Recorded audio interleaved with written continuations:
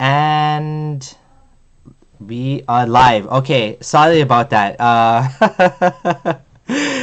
We were there. We started the conversation, and it looks like it wasn't streaming. So I am joined. This is Abdullah Samir. I'm an ex-Muslim, and I'm joined by Jimmy Bangash. Jimmy is a good friend of mine. We've been friends for quite a while now, and I don't know why we just never got to doing this earlier. Jimmy was joking, homophobia. But yeah, no, seriously, like Reason of Faith, we had a little, we were having a little difference of opinion on Twitter, and Reason on Faith suggested, hey, why don't we have a live conversation? So this is something that I've wanted to do for a while, but just never got down to it. So, Jimmy, you're a gay ex-Muslim, so you have a very unique set of perspectives, unique experiences that are shared by many others that are growing up, that are gay, that are in the Muslim community. And so tell us, so you come from a Pakistani family. I guess you grew up in London, is it? Yeah, so it's kind of just I guess, quite a typical story where my mum and dad were from Pakistan, and then my dad came here first and immigrated, and then started working. And then when he had enough money, my mum came over to come and join him. And then all of me and my brothers and sisters were born here, and very much into a South Asian community. So I think, when my parents came here, racism was really, I guess, at its peak in many ways. So my dad still talks about when there were signs that were like no blacks, no dogs, no Irish. That's the Wow. kind of world that he came into. And often he would try to pretend, actually, because he was really fair-skinned, that he would pretend that he was Irish. Yeah, just wouldn't talk when people were showing him around the room and stuff, so that he would get a room, because actually being Pakistani was even worse than being Irish. But that meant that ethnic minority communities often congregated together because there was a safety in being around other people who were like yourselves. So with that, I guess, comes the standard diaspora things, which is this ability or this desire to really hold on to the culture and community of the host of the country you've emigrated from, and bringing that to the country that is the new country you live in. So we grew up in a Islamic household. It's quite conservative. Like, nobody was wearing a hijab or but my parents, my mum would wear a dupatta, which is kind of like the Pakistani scarf, and yeah, that was. But all of that was whilst I was living in an Islamic conservative house.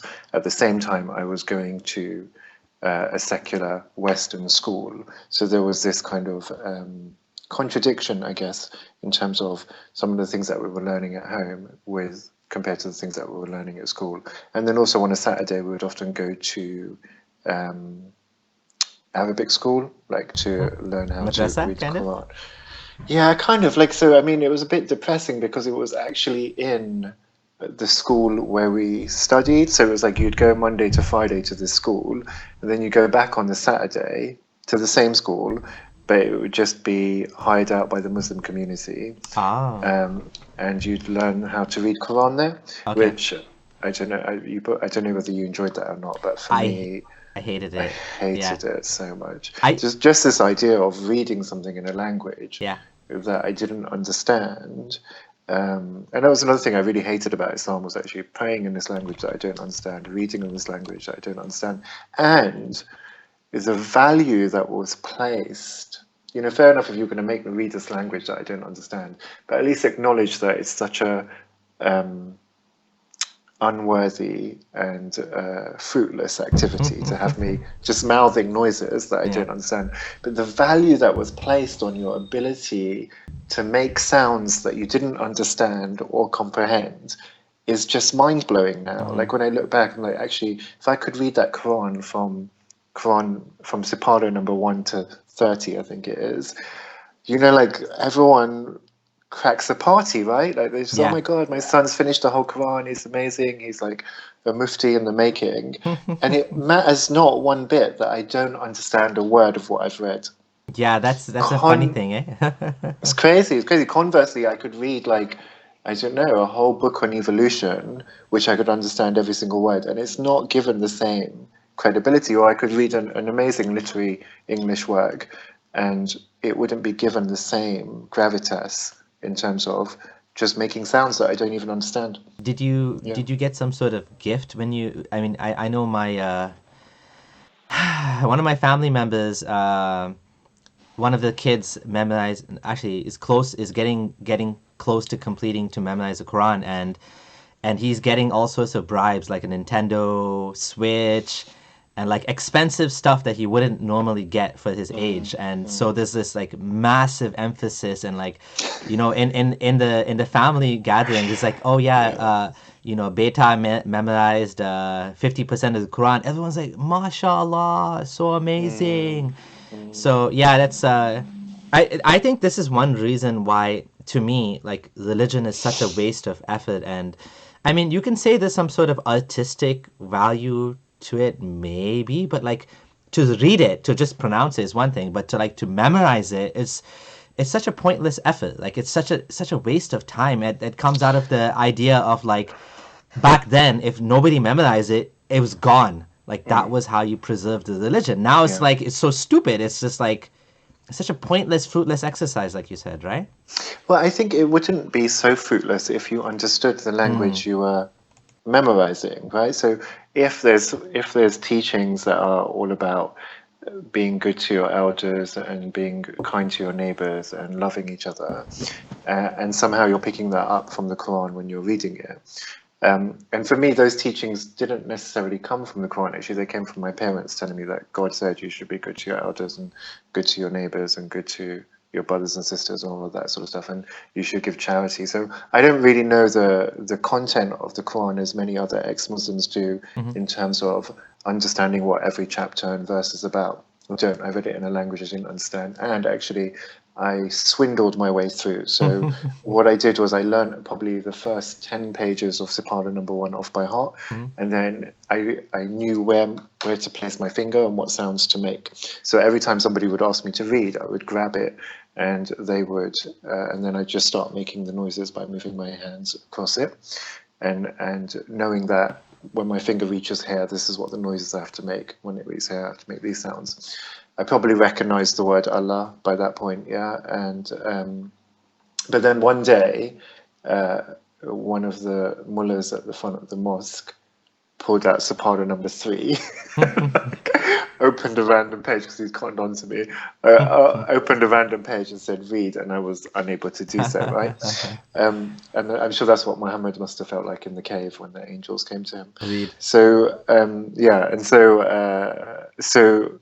I just thought that actually, what is the value in this? Like, if I'm learning something in a language I don't understand, I don't even know what I'm saying, it's still not teaching me anything. So even if there is something good in religion, like it's something altruistic, I'm not picking that up from enunciating words that I don't understand the meaning of. So for me, it was a laborious thing every Saturday to go to this school.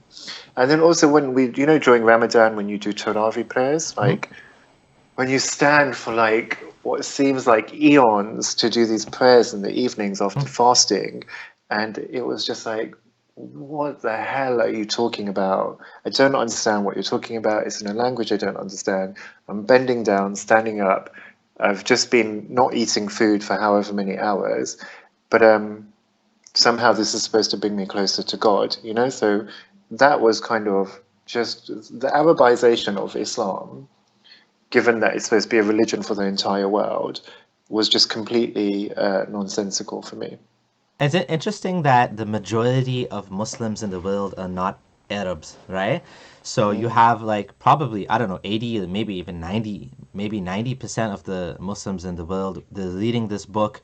They're taught that, you have to read it in this language. And even for the Arabic speaking people, like I had a friend in university and high school he was Egyptian, but he didn't, and he spoke Arabic. He spoke Arabic to his parents, but he didn't understand the Quran because he's like, there's some, the language is different and it's archaic, and it's obviously Malay, they speak differently. Like they just speak the spoken word is a little bit different than what you find in the Quran. So you have to learn the Quranic language just for Quranic purposes. But even for them, when they're reading the Quran, a lot of them, the focus is just on reciting it. It's just like you said, it's just on making these sounds for barakah. And especially in the Sufi community, this is like even more emphasized that, read it for barakah, read it in your house, keep the jinns and the shaitan out of your house. For people who are wondering, sipara means like 1/30th of the Quran, so it's a portion. If it's divided into 30 parts, so if someone wants to read the entire Quran over 30 days, they can say sipara 1. It's also called juz in Arabic, so that's what he's referring to when he said the first sipara and the third sipara. So yeah, it's kind of like the emphasis. Even if I'd say you made a very good point that to people at that time who were living in Muhammad's era, reading the Quran in their language, they would have understood and they would have picked up that there are some good teachings, like take care of orphans and stuff like that, but a lot of it is also just like obey Muhammad, do what the Prophet says, obey your leader and trust him, and if you love Allah, then follow him. So it's a lot of it is not just and you're gonna get this and you're gonna get that, and you fight for Allah, and if you die for Allah, you get this and that and this beautiful paradise, and so it's a lot of it is, you can say, it's mind control, right, in a sense. Yeah. I think also the what you mentioned earlier about, you kind of touched on incentivizing people to complete the Quran. So definitely I would have that. So if I did well in a chemistry test or a biology test, my dad might give me like £1 or £2 to be like, well done. Similarly, if I finished a Sipara, I would get like £1 or £2. And so then I got to this point where I realized it was quite lucrative to lie about finishing a Sipara. And I remember like the first time I lied about about doing my prayers, like Dad would be like, "Have you done your prayers?" And really, I just wanted to play Nintendo or something. And so the first time I lied, it was like such a big deal to say, "Yeah, I've done my prayers," but I hadn't actually. I'm You laughing because about the third time, my dad figured out and gave me a good slap, like because he was like, "Don't lie about religion. God is watching you." And yeah, so there was definitely this incentivizing to finish the Quran, but again, that didn't really seem to. I just think actually, if I was going to propagate a message to people, um, I do it in a way that's accessible to people. Like you want to do, if you want to work with an audience of whatever audience is, whether it's a labor force or whether it's a audience that is watching a show, um, engagement is key really to things being done well. Once people are engaged with something, they spend more time on it. They spend overtime on it. But without having that sort of engagement, you really get people who ended up like me, like hating, going through this activity that just feels like a chore. And I think, when people used to say, "Oh, Islam is perfect," I did used to wonder that actually I felt like, an intern doing a communications and marketing internship would have a better communication strategy than Allah did. Which was kind of like, really, like, how are you using this word perfection? It seems to have been warped, because if something is perfect, it means that everything about it cannot be improved. Which was kind of like, so when people say Islam is perfect, and I think, but you're teaching the world to read in a language they don't understand, and you're saying that's mandatory, that's not really perfection at Yeah, all. yeah, absolutely. Like, And I think that's one of the worst things that Muslims can do, is run around saying Islam is perfect, because all you have to do is find one thing, like the communication strategy, that could be improved, and then it's clearly not perfect. and that's where the cognitive dissonance comes in. That's where people they've made these presuppositions that Islam is perfect. They don't realize it's a presupposition, or maybe they do. And then what happens is everything else has to bend in order Yeah, to meet that sort of presupposition. So if Allah's message isn't clear, no, no, no, no, no. It must be me. I have the problem inside me. But like, if they just use a little bit of philosophy, a little bit of Occam's razor, well, maybe I don't need to like twist the words to make them make sense. Maybe it's not yeah, true. Maybe it's not from God, right? Like simple explanation, right? yeah, Rather than all of these elaborate explanations as to why it's not fitting in a society. And yeah. I don't think anything you said is simple, actually. I just think the paradigm that you exist within now allows you to see that as simple. yeah. So when I was Muslim, I didn't have the presupposition, or that wasn't something that I developed. It was given to me. Yeah, it was It It was was given taught. to me in the same way that I breathe. Yeah, it was just something that came from birth, actually. So from, when they were whispering the kalima in my ear from when I was born, Mm. through to everything from when I would have to say my kalima before I ate food, from when I would have to say alhamdulillah after I sneezed. Like Islam was just bread and butter and oxygen to me. So people don't necessarily choose that. Yeah. Presupposition is handed to them, and inculcated or indoctrinated from their birth, so that that's the paradigm that they exist within. So I think from now, this position that you and I are in, where we like, actually, look, it's so simple. If you just don't think that it's perfect, you don't have to twist these words. But at the time, that wasn't necessarily an option, even though it didn't make sense. Part of me was like, this is a failing in my understanding. Yeah, that I don't understand it. But also, some of this is definitely ex-Muslim thoughts about, the development opportunities in its communication strategy. They weren't apparent when I was a child or when I was growing up in Yeah. Islam. It just didn't really seem to make sense in certain ways. But that didn't mean that Islam was wrong ever. In fact, actually, Islam was always right. Islam was always right, especially when it came into conflict with the West. So if I didn't understand, so like evolution or something, trying to make that make sense, I would have to try and take a Islamic perspective. And in my head, I was like, okay, well, evolution, if it is real, it must be because God started the world and then let evolution happen. Yeah. Yeah.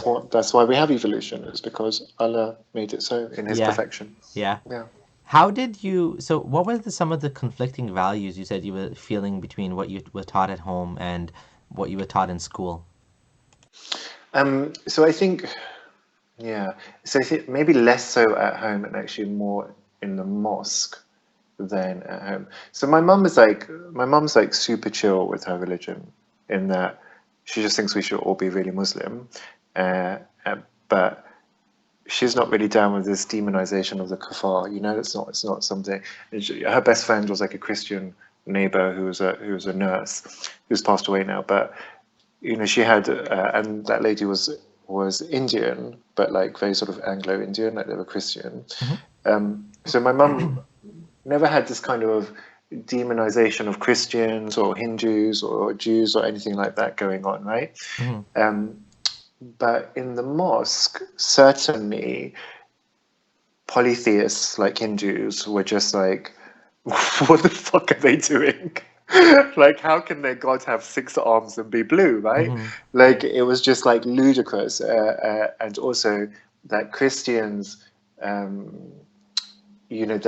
had Islam, but then they lost it because they did revisions, and so they kind of had fallen out of favor with God. And with Jews, the same sort of thing, but obviously Jews were evil in many ways because of Palestine, right?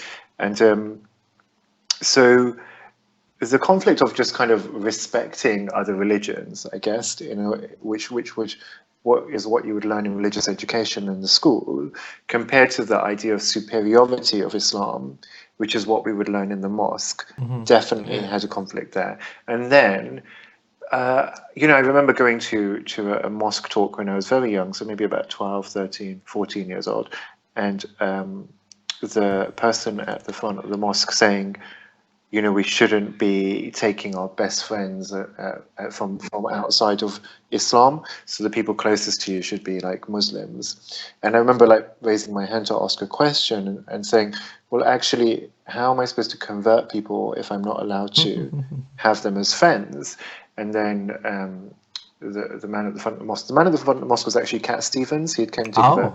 give a talk. Yeah, so it was Yusuf Islam. I got £2 for asking that question from my dad, by the way, because he was like really proud that I stood up in front of the whole community. And then Cat Stevens was like, "Oh, we're not saying you can't talk to them. We're saying that actually you should just not have them as your closest So friends." Yusuf Yeah. Islam, who grew Mm, up as a non-Muslim, was saying, "Don't be yeah. friends with non-Muslims." Yeah, yeah. That's Well, they were saying that you crazy. can be friends with them. They shouldn't be your You shouldn't closest be a friends, your closest inner friends. circle. Yeah. Yeah, But yeah. isn't Because it crazy? Like it's it's like absolutely crazy. it's like But this is how flipping. it can warp your mind, isn't it? Like Yeah. it can. And so then soon after that, it went into school, And I remember two girls having an argument, and there was a point where I tried to get really on the dean, right, when I was struggling with my sexuality.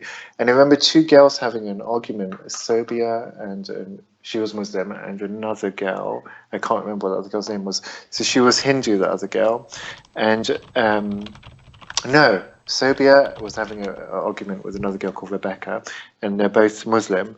And Sajana, who's an Indian girl, was there. And I said to Sophia, why are you arguing with Rebecca? She's Muslim, stop arguing with her. If you want to argue with someone, argue with Sajna, she's Hindu.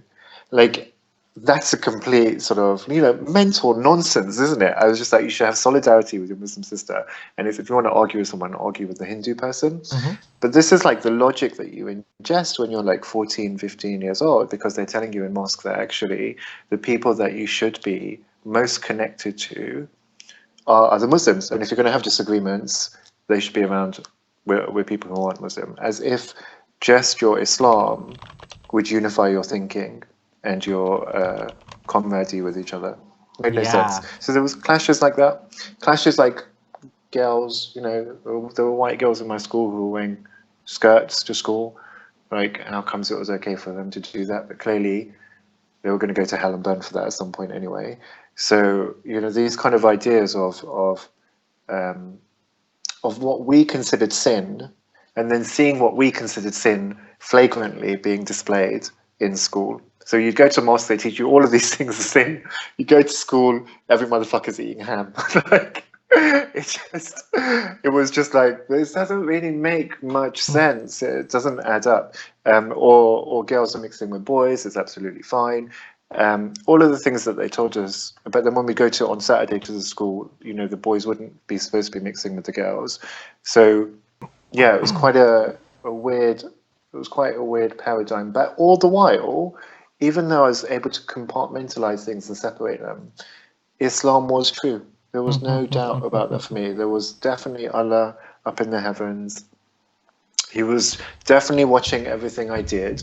This constant, precarious existence that I had, because at any point you might die, and you don't know whether you've got more good deeds written in your good book or more bad deeds written in your bad book. Mm-hmm. So you never know what's going to happen.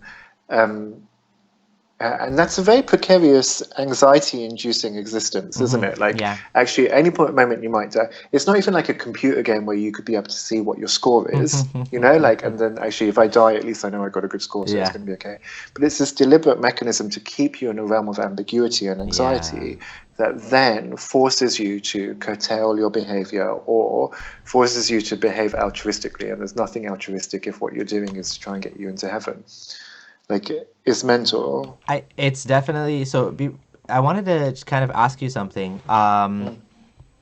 So how much do you think this type of teaching of stick among yourselves exists in other traditions, for example, Hinduism or Christianity? I'm not totally sure because obviously I didn't grow up in those, but I do know there's this tribalistic thinking that's inside all of us in general, especially now we're seeing with the rise of the far right and white supremacy, that this kind of keep yourself away from us, keep your values, and you go back to your country kind of thinking is becoming much more of an issue now. But I do think that one thing that's worth highlighting is that there's different levels of harm in different religions and different forms of the same religion. So for example, this teaching of keep among yourselves, that has precedent in the religion, in the religious text, let's say. Especially you find Salafis are very they're much more open about saying this. I remember I went to one event and I was a Muslim. I was Salafi leaning, Salafi being the Saudi sort of the interpretation of Islam based on earliest sources. So they're trying to bring back the 7th century Islam as it was back then. And so I went to this event, and this event was for Rachel Corrie. She was a young lady who was in Palestine, and she was bulldozed to death while she had a loudspeaker, and she was saying, don't bulldoze these homes. And so they had this event which was done by the Palestinian Student Association, and I had these two Salafi guys next to me. They were hardcore Salafis. And they were like, oh, this is so dumb. Why are these Muslims doing this? She's just a kuffar. And I'm like, how can you say that? Like, as a Muslim, I was saying, how can you say that? Mm. Like, she did something good with her life. Like, she was trying, like, no matter where you stand on the Israel-Palestine issue, like, her intention was good. Like, she was trying to help people.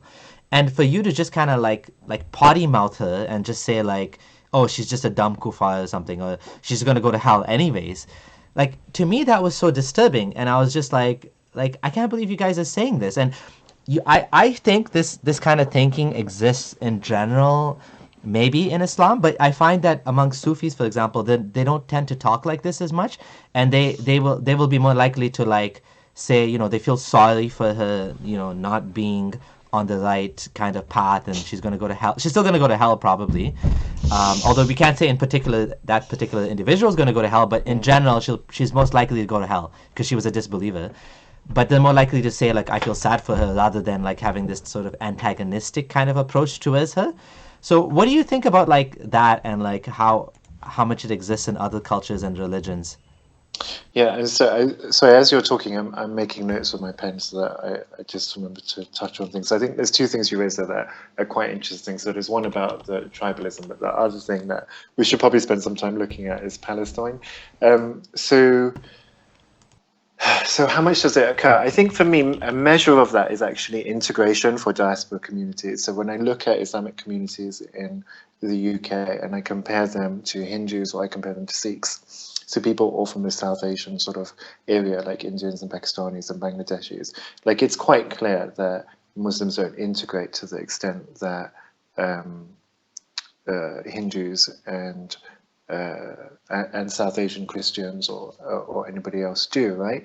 And I think, sometimes I wonder whether so much of what is haram is kind of built into Western culture in a way, right? So things like going to the pub, having a drink, or intermingling of genders, like that's such a Western thing anyway, But in like, terms of isn't what's it like a permissive universal over thing? here. Like everybody It loves is, to it is. drink. Everybody loves to like even pre-Islamic Arabia had those things, right? Mm. Yeah, so it definitely is, but I mean, in terms of in the context of tribalism in the UK, like what I'm saying is that actually with Western culture, there people are fine with intermingling, and actually in Indian culture, there's intermingling as well, right? Yeah. So when you look at Hindus or Sikhs, they're able to integrate in a way that isn't conflicting with their faith. But with Islam, we're all Muslim first before we're even human, right? So Mm. it's like actually you have to be Muslim first, and then you can be a human being secondary to that. Like then your brotherhood of humanity comes after that, but your brotherhood of Islam precedes your brotherhood of humanity in many ways.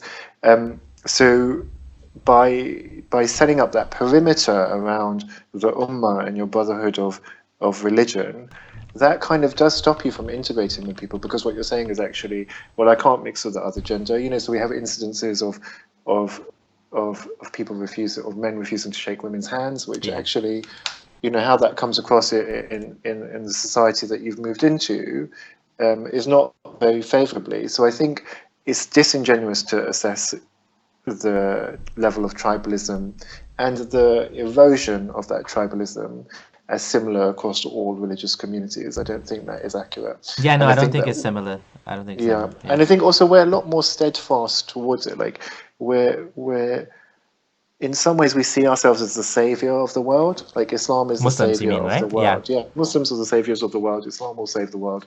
At some point, the whole world is going to be Muslim. So Yeah. we have to really.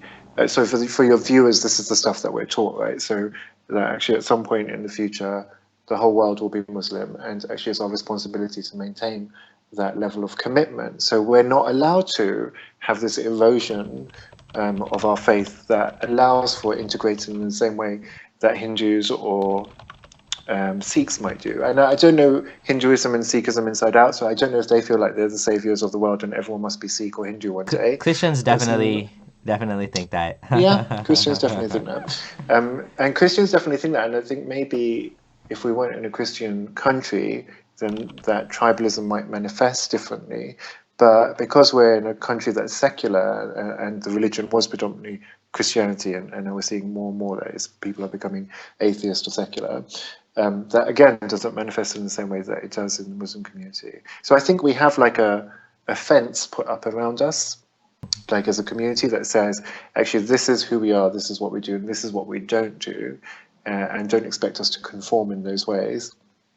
And you know, when it comes down to eating ham or drinking alcohol, that's quite benign. It doesn't really matter that we don't do that. But when it comes down to not shaking a woman's hand, or not shaking a man's hand, or not showing your face in public, you know, then things become more problematic and quite pernicious, actually. Yeah, So the I second was. thing is, the last Go thing, ahead. just to touch on that. So because you mentioned Palestine, and I'm just thinking how Yeah. simple the narrative for Palestine was for me when I was Muslim, which was Jews are evil, Muslims are good, evil Jews are oppressing good Muslims in Palestine. Yeah. But, and to bring this right back to tribalism, if Palestinians were Hindu, you wouldn't hear a peep out of us. You really wouldn't. Like, it doesn't matter what the human rights abuses are, you wouldn't hear a peep out of Muslims if Palestinians were Hindu. Yeah.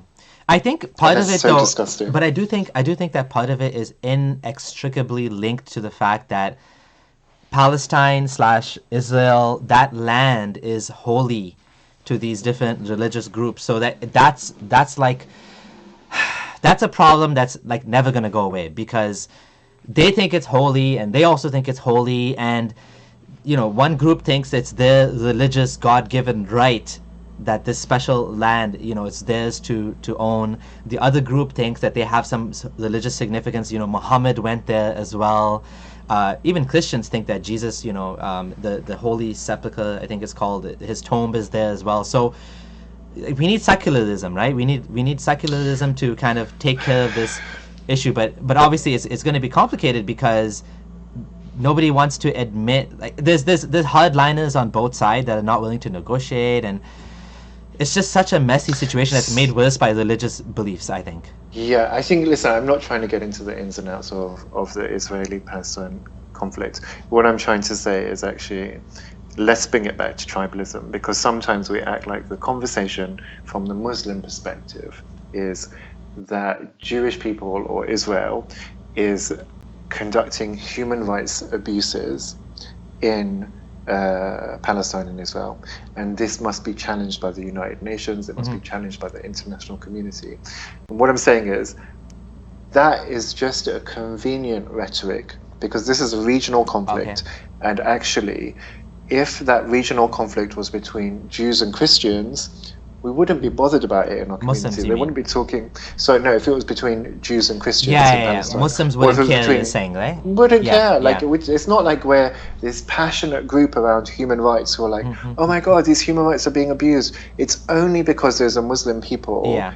that we're so bothered by it. Because if they were Hindu, or if they were Sikh, and Jewish people were doing whatever they consider as human rights abuses, you wouldn't hear a peep out of us. So- We'd be like, so we'd be like, I think- Palestine, where's that? I think that's a kind of human condition too, because, well, for sure, Islam kind of puts all Muslims on the same. Well, hold on. But is it, Abdullah? Because Yeah. when we look at people who are leaning into the conversation about Israel and Palestine, we see secular people, we see non-Muslim people leaning into that conversation to say, look, actually, here is occupation, and we must stand against it. So, and we see that happening in Western countries, Yeah. so that's actually a manifestation of not being tribal. People are Yeah. seeing what they consider human rights abuses. True. But and the Muslims are amongst that Yeah, conversation. yeah. I So it agree, looks like yeah. Muslims are all championing human rights abuses. But actually, if this was Hindu people Yeah. and Jewish people and that conflict was happening, all of the Muslim voices would drop out, So- and it would just be So- like non-Muslims talking about human rights. So I have something to say about that. So what I think about what you said is that, so they would be like human. Okay, so the reason there's such a big voice around the Palestine-Israel issue among Muslims is because it's looked at as a Muslim issue, as you correctly said. And you're right, the secular, you know, human rights-minded people will definitely still be doing it, and there'd be some Muslims among that, probably a small percent, you know, just like. But what I am saying is, what I noticed is that this is also part of the okay. So Islam does try to make this whole kind of global community, this ummah idea, which is what is causing Muslims to kind of support this. So it's become a political thing. But in general, I do think that, for example, when there was like an earthquake in like Iran, like the Persian Students Association would come and they were like, please help us, right? When there was a earthquake in, so the regional type of issues definitely are jumped on by people that are connected to that issue, because I feel like there's a bug in our morality that we don't care about large groups of other people, and that's we care more about individual people. So if somebody falls down and gets hurt, like a kid, you'd be more concerned about them. But if you heard like 1,000 or like 10,000 people died, you're just like, oh, like, okay, what's next on the news? Kind of like, so we have this sort of bug in our morality that we care more about individuals over groups of people. And I think that this tribalism thing definitely comes out, and I think what Islam has done, I do agree with you what you're saying, I'm not disagreeing with you, but I do think that what Islam has done is it has latched on this idea of like tribalism and made it into like the tribe is now Muslims. Do you know what I'm saying? Like, whereas, for example, for like Desis or Chinese or whatever, they have the tribal issues too, but they don't see the tribe as being other outsiders. Whereas, for example, Christians would do the same thing. You have Chinese Christians who would try to help the Christians who are suffering in Muslim countries, even though they're not those people are not Chinese, but they see the Christian community as a global community as well. And I have to give credit obviously to Christians as well for the human rights work that they do in general. It does tend to be more universalist, and they That's do help. what I mean. Yeah, like it's for sure. Like I've seen that Christians and even Ismailis, I think too. But Ismailis, you find the same thing too. Like Aga Khan will spend his money to help Ismailis in particular above the general needs. Of course, they do. He does a lot of human rights. Sorry, not human rights. A lot of like philanthropy, and he builds hospitals and he builds schools, and it's not limited only to Ismailis. No way, right? Like like I've seen a lot of that. Like in Egypt, which there's no Ismailis in Egypt. He, Aga Khan, he replaced this gigantic dump, which was like a garbage dump, and he made it into a beautiful garden. So that was like completely philanthropic, right? There's no benefit to Ismailis there, and it's one of the most beautiful parks I've ever been in. But I think I do agree with you, but I think that what's happening here is that Islam has hijacked that, just like the idea of like self-preservation. We all have this idea of self-preservation that's encoded into our genetics, and Islam takes that and adds the idea of hell, and Christianity too, and says you're going to go to hell. So this idea, this self-preservation kicks in, right? And the same idea, I think, with the tribalism, Islam has made a religious tribe out of the whole world, right? Out of all the Muslims have become like a religious tribe now. Yeah. So, but I think secular societies are seeing a dissolving of that tribalism, and even when you look at Christian charities, they're much more universalistic in terms of who they reach out to assist in terms of global disasters or whatever. But add to that, like, so when you look at the ex-Muslim movement, so I'm involved with a number of like apostate organizations. So I work with Council of Ex-Muslims a lot, and as soon as China started rounding up people in concentration camps, the Council of Ex-Muslims of Britain, we did a press release straight away to say, look, we're condemning this. It's not okay. Similarly, as soon as New Zealand happened, we sent out a press release around that. And actually, conversely, if you compare that to Chechnya at the moment, where they're rounding up gay men in concentration camps, like the last article I read was they got another 40 gay men, started rounding them up. Two other men were killed who were gay.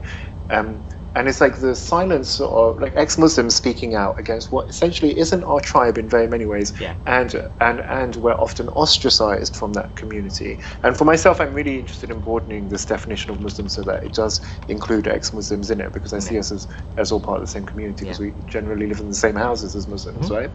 But the way that ex-Muslims will stand up for human rights of Muslims compared to the way that Muslims will not stand up for gay people's human rights in Muslim countries, will not stand up for apostate rights in Muslim countries, and often not even stand up for other religious communities' human rights in Muslim majority countries.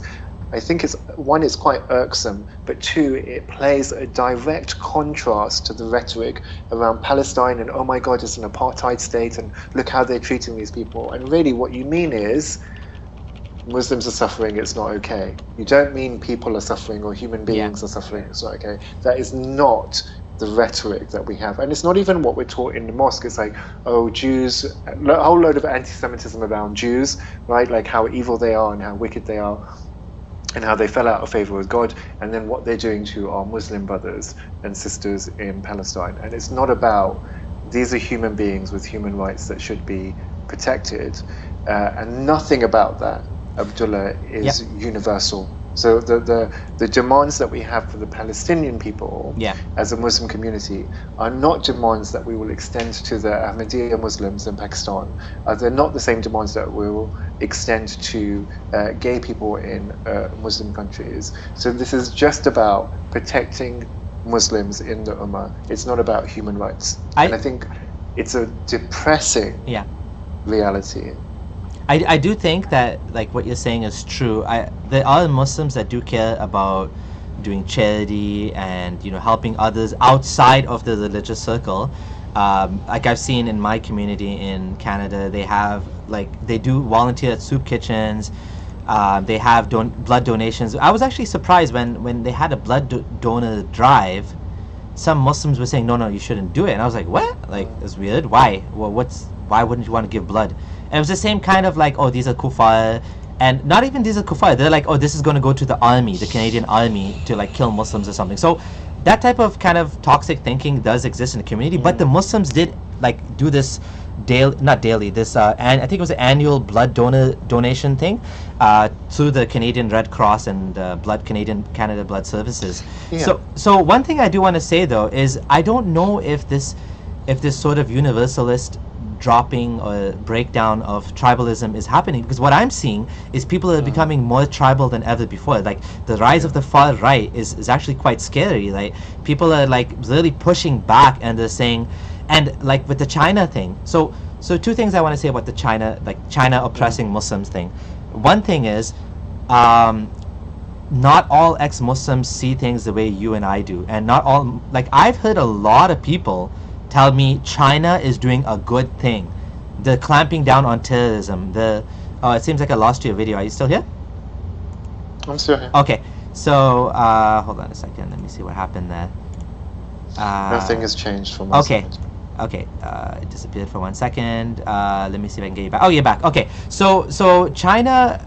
So two things about China. One is, I have a friend that actually messaged me like a few weeks ago, and he's like, go look at the ex-Muslims in North America page about the post about China. And I looked, and obviously the post about China was saying that China is doing something bad.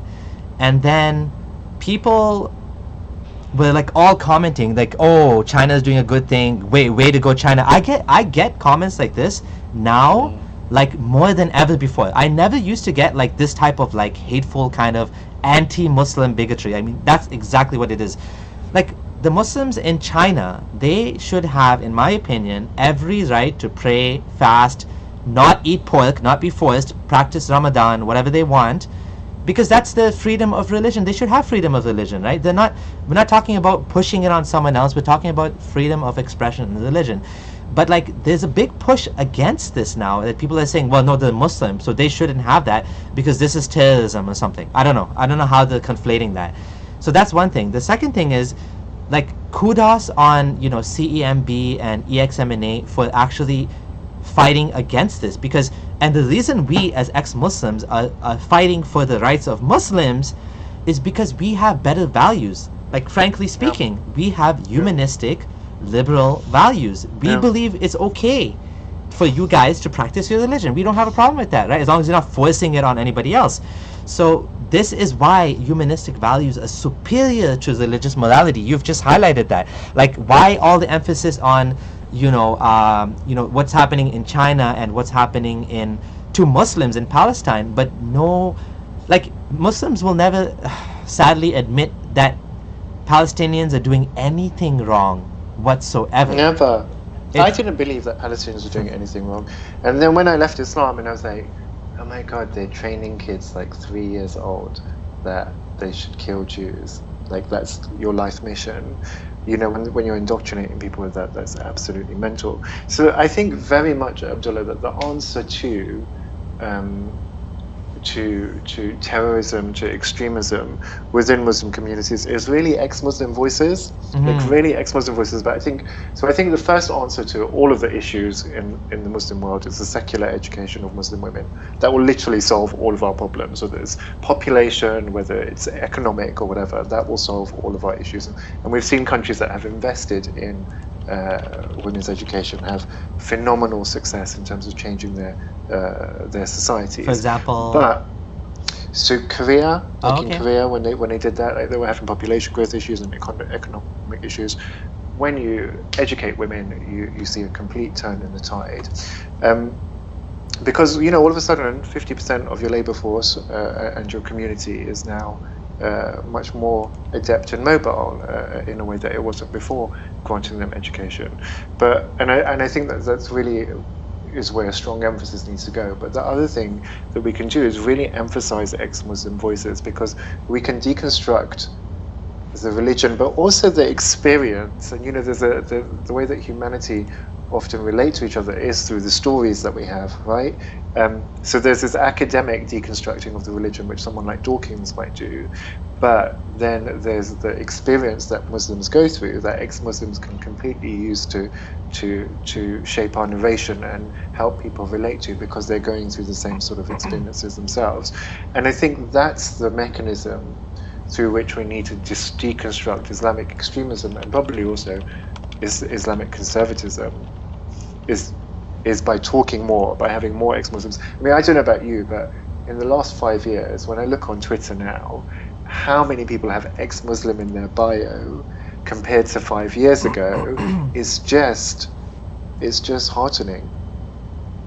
Yeah, absolutely. But my concern about that is it just becomes another type of like tribalism, where we're saying definitely we should support ex-Muslims, but I think we do have to look and see at what ex-Muslims are saying too, because like I said, some ex-Muslims do fall into bigotry too. Like I've seen ex-Muslims that are basically demonizing Muslims, and it's not always a black and white line.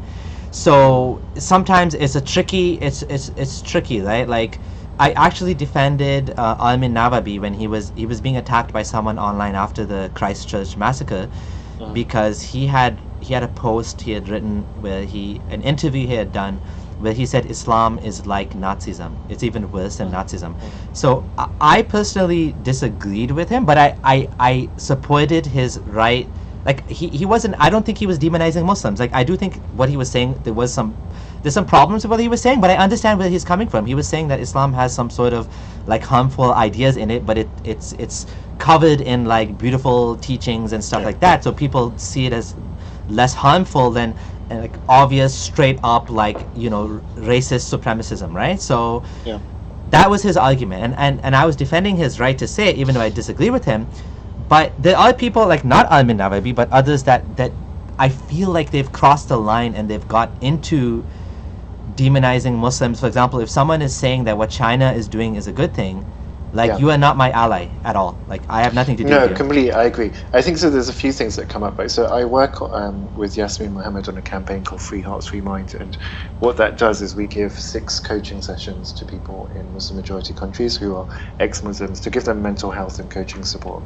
And I think when you do that kind of work and you're exposed to ex-Muslims in Muslim majority countries, you're much more exposed to the actual suffrage and restrictions that people are going through. Because for me, my Islamic oppression is a walk in the park, because I'm in a Western secular country, and also because I'm economically independent of family and such. But for people in Muslim majority countries, it's really, really quite difficult. But I think also, so I'm not justifying anti-Muslim bigotry.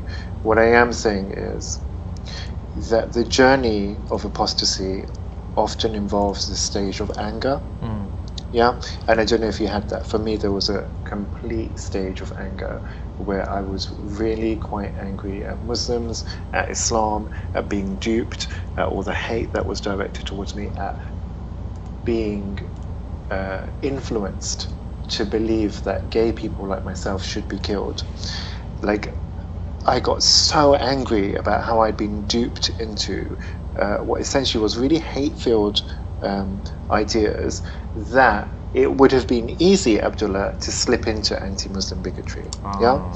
So I think there's a journey of becoming an apostate that actually has quite an emotional journey that goes with it. Yeah. So whether it's anger, whether it's shame, whether it's fear, all of those emotions come up over that journey. And I think sometimes you're right, some ex-Muslims slip into that hatred of Islam and then conflate that with hatred of Muslims, and that can happen. But at the same time, I think that these people have to be allowed to speak, because if they're not allowed to speak, they're just going to try and hold it all in and congregate with each other behind closed doors. And I think that's more sinister than allowing these people to say their hateful stuff, and then people like you and me saying, actually, look, you seem to have conflated people with Islam and you've done this. Let's help you separate them out. Or maybe you don't want to, but let's just explore separating these two things out so that you can see the religion over here and the people over here. But also, when you look at the people over here, remember you were one of them. Yeah. Do you understand what I mean? So what you're saying today about these people, somebody else could have been saying about you a year ago, and would that have been true? Because Muslims are people, and people can change. I was Muslim and I changed, and there's no point having this ongoing animosity towards people as if I'm superior to them, when actually, however many years ago, I was one of that community and had some really hideous beliefs, worse than some other Muslims. You know, I don't know how many Muslims actually believe that at the same time as me, that actually a gay person should have been executed. You know, that's not 100% of Muslims. That's quite an extreme belief to believe that. So walking around with that, but then being able to get to this position where actually now I champion human rights for Muslims and everybody else, means that everyone else can do that. So when we see ex-Muslims crossing into anti-Muslim bigotry, I think rather than stepping into the space of demonizing them, understanding that actually this is just an opportunity for conversation, and many of us were in that angry space, and I don't know whether you went through that anger yourself or not. My apostasy was, in a sense, it wasn't difficult for me because I'm a sort of convert to Islam. My mom is Sunni Muslim, not very religious, never was religious. My dad was Ismaili Muslim, and so I converted to Sunni Islam, and he was very liberal too. My whole family is liberal, so I never had those, like, I never suffered for leaving Islam, you could say, like, sort of, but nowhere near like what you went through or what anybody, like most people in Muslim countries went through. My family was accepting of me, so the anger I had was that I was duped out of, making like less optimal decisions than I could have made if I wasn't weighing this holy book up here and going by what it said. For example, I never worked at a bank, I never got a mortgage, I was praying 5 times a day, which wasn't really necessary. Like, I was fasting, even though like I hated fasting. So there was a lot of things I did that, and I felt that, like, in a sense, I do feel robbed of those years of life because I could have been doing something differently then.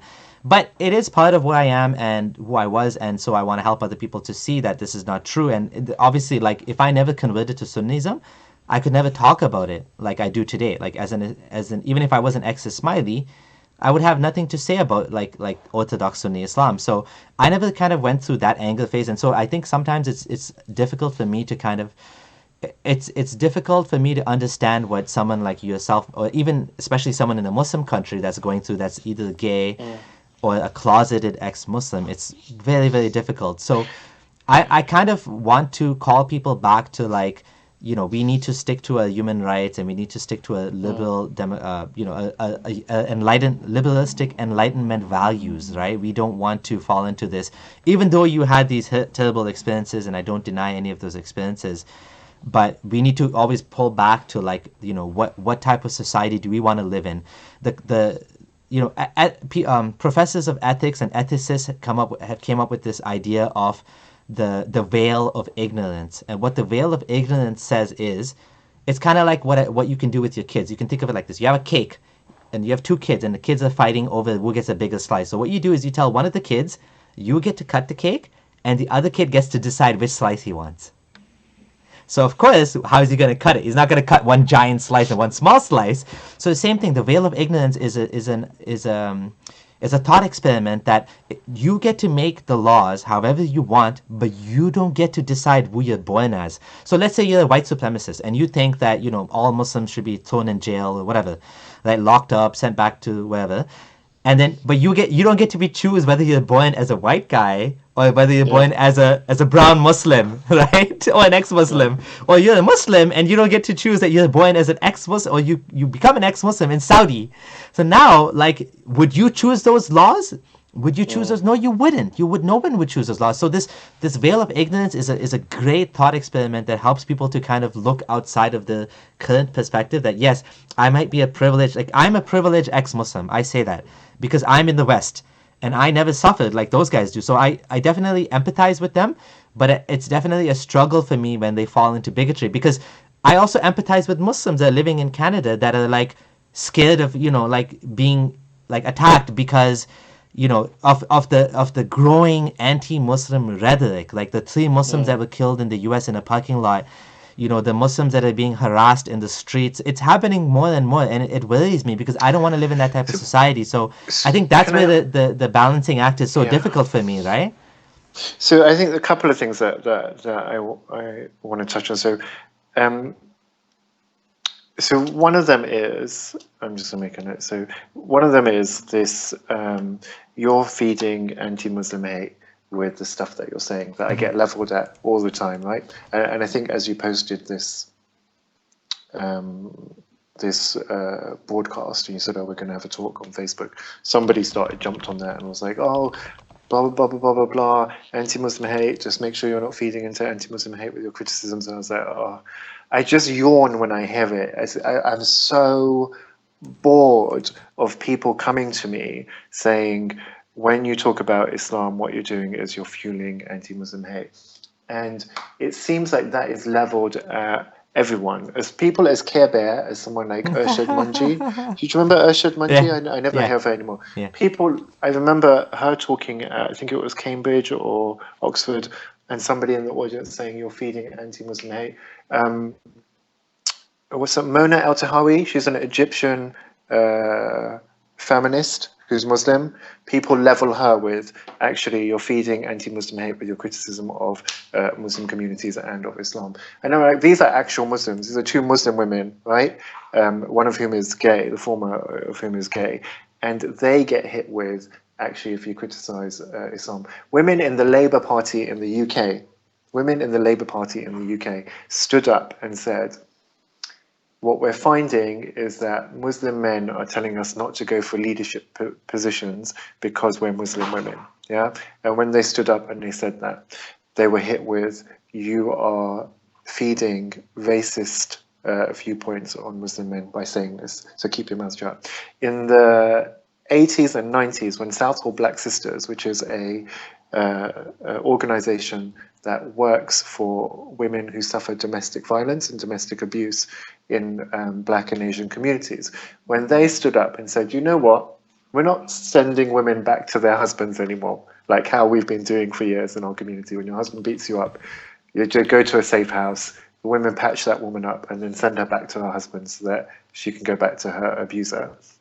We're not doing that anymore. We're sick of this model. We're going to start helping women get educated, helping women get onto the housing association so they can get a home away from these men. When that happened and they started saying, you Muslim men, you Hindu men, you Sikh men, you South Asian men, you're beating your women and it's unacceptable, they were leveled with accusations of generating racism. You cannot say anything critical of brown people, it seems, without somebody saying to you, you're fueling racism. Even, you can't march in gay pride. We marched in gay pride saying Allah is gay and fuck Islamic homophobia. And we were hit with, you are fueling anti-Muslim hate. So it really seems like there's no way of doing this that somebody isn't going to level you with accusations of anti-Muslim hate. Yeah. But for people like us at Abdul, Abdullah, like who have been in this arena for some time now, we're just as critical of far right white Yeah. nationalism because it's targeted at me, for fuck's sake. Yeah. Like it's targeted at me as well. So I don't have this place where I can be safe from it. It's actually targeted towards me. But I have to be honest. Like, what is my primary concern Mm-hmm. as somebody? What is my primary threats that come towards me as a gay man in the UK? I'm much more afraid of the homophobia in my Muslim community than I am around white nationalism in the UK community. Well, of this, and there was a recent assessment where they said that the UK is probably the least racist place in Europe at this point in time. So for me, it's not as high as priority, which is why I don't talk about it as much as actually things like homophobia, which in my community are endemic and actually are on the rise. They're not on. When we see this resurgence of Islamic conservatism that's happening, when I see more and more girls who are like 3, 4, 5 years old being covered up with a hijab, for me, that's stuff I need to speak out against because it's on my doorstep. It's right next door to me. Yeah, you bring up a lot of really good points, and Wait, and I guess okay. let me throw a question to you. Yep. So when we look at this condemnation of Muslims that you said is growing, I just remember Asra Nomani saying, to some extent, she feels like much of the problems we encounter, we are responsible for. Yeah. And Abdullah, like, if you work in a business, or if you're running your own business, or you work in an organization, if a department is failing, and that department is saying, our department is perfect, like, there's nothing wrong with it, it's absolutely perfect, but yet we can see that the staff turnover is going through the roof. We can see that the revenues that department is generating is going into the red and actually is not generating revenue. Then what happens is the other parts of the business or external competitors look at that department and say, look, these are the things that are wrong with it, because that particular department isn't taking responsibility for itself. Yeah. And I think that we can say, and the same if it was a department in the government, like if there's a department in the government and actually it's saying everything is hunky-dory, everything is perfect in this department, but actually its customers are saying this is abysmal, this is not working out for us, we can see you're not meeting your SLAs, so your service level agreements, and actually we can see that you're hemorrhaging money. People start looking in, and then what happens is we demand from that department increased remedial actions, increased responsibility, and increased scrutiny. And I think to some extent, we have that same issue with the Muslim community, in that actually we will say over and over again, Islam is perfect, there's nothing wrong with our community, homophobia has nothing to do with Islam, ISIS has nothing to do with Islam. So we're just completely saying there's nothing wrong with our community, and that does generate animosity. That really does generate animosity. Yeah. Because you're not, as a community, taking any responsibility for the nonsense that's happening in your community. You're not taking any responsibility for actually, even though the Quran might say, don't hit your wife, but it actually says do hit your wife. So even though the Quran might say do hit your wife, and Muslims will say, oh, you're only supposed to beat her with a handkerchief or a twig. But we have to look at actually in what ways does Islamic patriarchy set things up so it's easy to abuse women? Like in what ways does it ostracize them if they speak out? In what ways does it keep them segregated so that they can't report things to members outside of their families? In what ways does it discourage them from engaging with law enforcement, which is non-Muslim? So if we can't do this stuff as a community, outside forces are going to look at us and say, you are not handling the nonsense that happens in your community. This means you require increased scrutiny, which means you have to have increased responsibility and accountability, and you need to have an increase in remedial actions. And I think that generates so much hatred towards us as a community. Absolutely. So Asra Nomani is an interesting character. I don't know too much about her, but I do know she voted for Trump, which to me is a very kind of strange thing for an ex-Muslim like person. She's not ex-Muslim, she's Muslim. Oh, see. All three of the people I quoted for you, all three of the people who get labeled with fueling anti-Muslim hate, those three women are all Muslim women. The first one, Urshad Manji, is a Muslim Yeah. lesbian. The second one, Mona El-Tahawi, is an Egyptian feminist Muslim woman, and she leads every interview she does these days with "fuck the patriarchy." Okay. Asma Nomani is also a Muslim woman, and Yeah. she challenges hijab. She calls it rape culture, Yeah. and she did a equating to how it is equated to rape culture. Yeah. All of these people, and these are Muslims. So I'm telling you, I have no stand.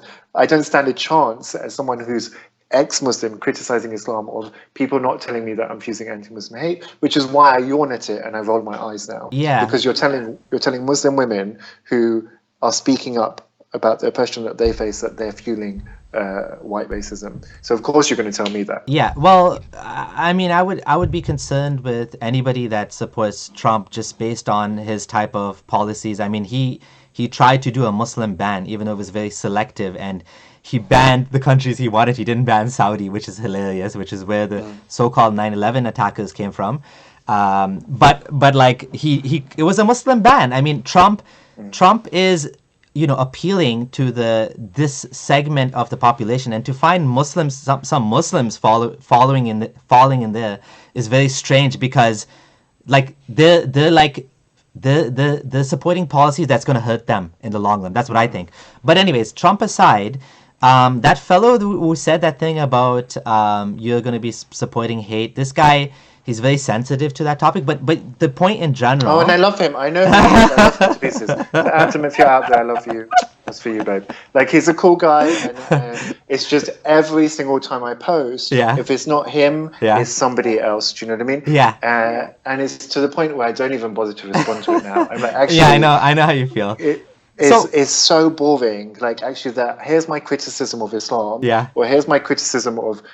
Or what I'm saying is in Chechnya, Muslim people are putting gay Muslims and gay ex-Muslims into concentration camps, and it's terrible. They're electrocuting us, for fuck's sake. You know, some of the reports that were coming out was that they're attaching probes to their ears and to their bodies, and they're electrocuting them, and the men are saying the pain was so excruciating. And then we find somebody else who's killed with knife wounds from the same concentration camps, and your response to me is, Jimmy, stop feeding, or Jimmy, be careful. You don't feed anti-Muslim hate. Your priorities are messed up, and actually that statement, I would argue, your statement to me, where I'm talking about the human rights of gay people who are both Muslim and ex-Muslim, and your statement to me saying don't fuel anti-Muslim hate, I think out of the two of us, your statement fuels more anti-Muslim hate, because what it does show to people who are non-Muslim, and whether they're far-right white nationalists or whether they're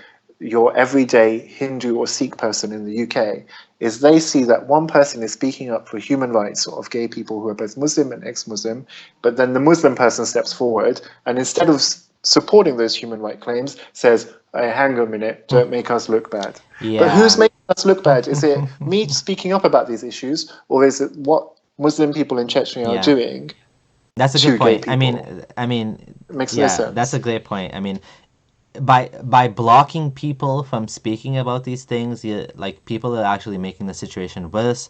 They're pushing this. I mean, that's in a sense why, like, Trump won, and it was such a surprise to people that he won, because people are not allowed to talk about these things. So same thing with Brexit, if you ask me. It's the same thing. The sentiment is there, and it's growing and growing, and people are like, oh no, you racist pig.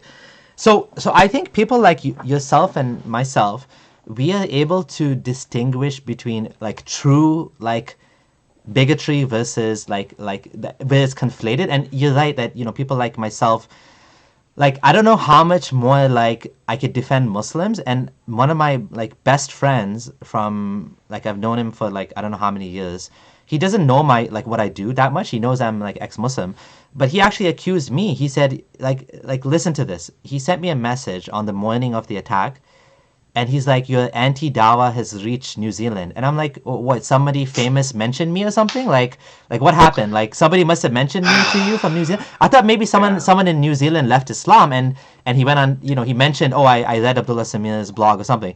But of course, it was like, when I found out, I was like pissed off. I was like, you're putting me in that same boat as that guy who like killed Muslims? Like, I've been speaking against that since I started speaking.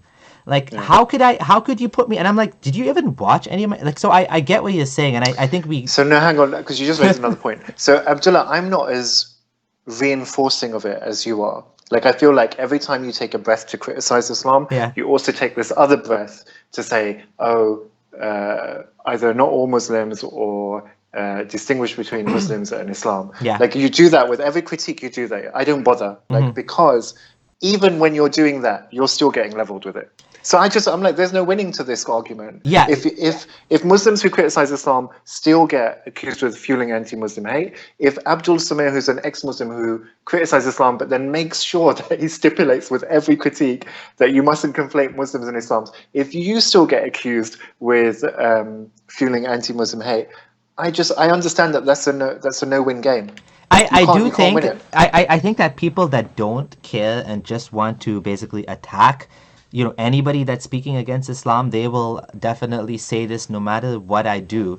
But people They that will. actually do care, they will see that, hey, look, Abdullah Samir, he is not against us. He is sincere in what he's saying, that he doesn't believe in Islam, but he takes the time to make sure that his words are not, it's a personal responsibility for myself. I don't care, like, because of what you said, like, I could be as pro-Muslim as possible and still I'll still be attacked. So I don't care what people think.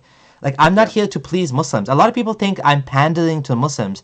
No, I don't give a shit, because they don't care anyways. They still hate me. Like, I made a video where I said, you know, this guy was attacking me and he was saying something about me because I was saying Muhammad was not a pedophile. And he was insulting me and calling me a pedophile apologist.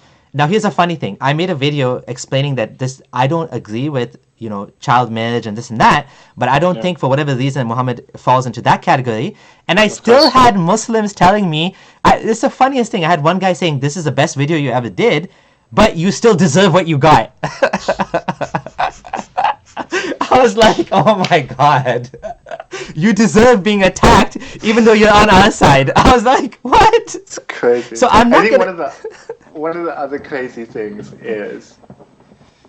is that you are responsible for the New Zealand shootings, but actually, when you say it says explicitly in the Quran, beat your wife, Yeah. Islam isn't responsible for men beating their wives. Yeah. Like that, how are you rationalizing this? Like, it tells you, or if a hadith says execute gay people and kill gay people, when ISIS are killing gay people, that has nothing to do with Islam. Yeah. But when you are criticizing Islam over here in Canada, somehow you're responsible for the New Zealand shooting. So that's a good point. That makes no sense. That's a good point at when all. you said this nothing to do with Islam crowd. We have to fight against that, and I'm definitely Yeah. not one of them.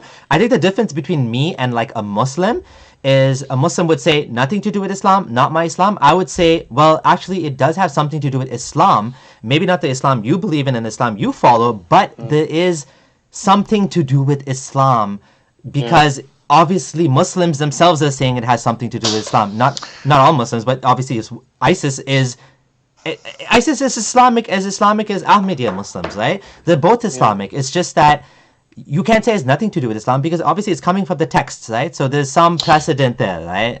So that's the difference between, and we have to support people that say, like, we have to be against people that say nothing to do with Islam, because it's ridiculous to say that, right? So I think if people who say it's got nothing to do with Islam just took the time to sit with how they're feeling, which would be very defensive and probably vilified, spend a bit of time understanding those are the emotions that you're going through, and then once that calms, because you've spent some time with it, ask the question, what has this got to do with Islam? And if you ask that question as a Muslim person, honestly, you know, that's beneficial for the Muslim community. So if you look at actually domestic violence in the Muslim community, and instead of saying, this has nothing to do with Islam because you're feeling vilified as a community, Yeah. let that anger, let that fear, let that defensiveness, just let it pass. And then collectively as a group of people, ask the question, what has this got to do with Islam? And start listing the ways, because then you can do something about it. So if we start saying, actually, it's got to do with Islam because it has verse 434, it's got to do with Islam because it places men on such a pedestal compared to women that it allows this violence to be facilitated without there being any legal recourse. It's got to do with Islam because it teaches women that they should be obedient, so that actually if their husband does hit them, they worry about going towards the Sharia court because that's seen as defiance and disobedience.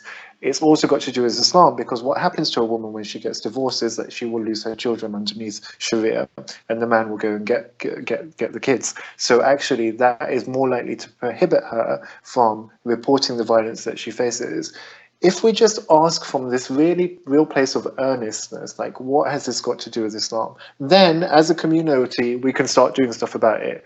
But whilst we're having domestic violence or homophobia in our community, and then people from wider society, and the world is so global now, right? So before, you'd have your problem in Pakistan, and it's down to Pakistan. Now you have a problem in Pakistan. The UK, Canada, India, Saudi, everyone is watching what's going on. So when we say, look, actually, there's an issue with domestic violence on women. In Afghanistan, I think it's in excess of 90%. So of women said that domestic violence is an acceptable part of marriage. Yeah. When we looked at a UN study in Egypt around sexual harassment, 99.3% of women reported sexual harassment. 96.5% of those reported physical sexual assault. So when we look at this data around what's happening to women in our community, and then we say nothing to do with Islam, the rest of the world looks at us, and that generates, if you ask me, that generates anti-Muslim sentiment. So when we say actually the far right is growing and anti-Muslim sentiment is growing, I think we also have to say, you know what, there are some idiots out there who are breeding hatred against us using rhetoric of the other. Yeah. But at the same time, there are people who have got no problem with Christians, have got no problem with Hindus, no problem with Sikhs, who've got no problems with black people, have got no problems with Indians, or no problems with Chinese people. But when it comes to our community and the scrutiny is placed in it, because we're so adamant that nothing is going wrong, they start thinking, you know what, actually, that community over there, they're not really transparent. They don't seem to be prioritizing women in the way that the rest of the world seems to be moving forward with women's rights. That community over there, when we talk about execution of gay people, they seem to do a lot of whataboutery rather than saying that they're going to stand for not having gay people killed and also stand for gay people's human rights. And we see that in the UK at the Parkfield schools, where we've got a society now where 69% or 68% of the UK society said it's okay to be gay. Yeah. 20 years ago, that would have been 30%, and it would have been 60-odd%, 67% saying it's not okay to be gay. But now, in a society where 68% are saying it's okay to be gay, we have Muslims standing outside schools, like primary schools, hollering on speakers saying it's not okay to be gay, and chanting things like, with little children, chanting things like, shame, shame, shame. Yeah, that's going to generate anti-Muslim hate. And who's responsible for that? Well, we have to take some responsibility as a Muslim community that actually what we're doing is we're telling gay people that they shouldn't exist and they shouldn't be alive. And some people are going to hate us for that. Yeah, absolutely. And I think this kind of like, I mean, not to do whataboutery, but just to acknowledge that this does exist in other societies as well, especially like Orthodox Jews. You know, you hear stories of this guy doesn't want to sit next to a woman on the plane. And completely. And how do we feel about that? Yeah. Like when I see that, I'm like, these guys are messed up. You know? So when I'm like an Orthodox Jew doesn't want to sit next to a woman on the plane, I'm like, this community is messed up. It's just absolutely messed up. When we see, there was a Netflix program called One of Us. I don't know if you saw it. No, I haven't seen it. And it was about Hasidic Jews and people who left that community. One of Us. It's well worth watching. Okay. And the people who left that community, the way that they're treated is like how ex-Jehovah's Witnesses or how ex-Muslims are treated. And so when we see that, some animosity generates towards those communities because we're like, how dare you treat people so badly?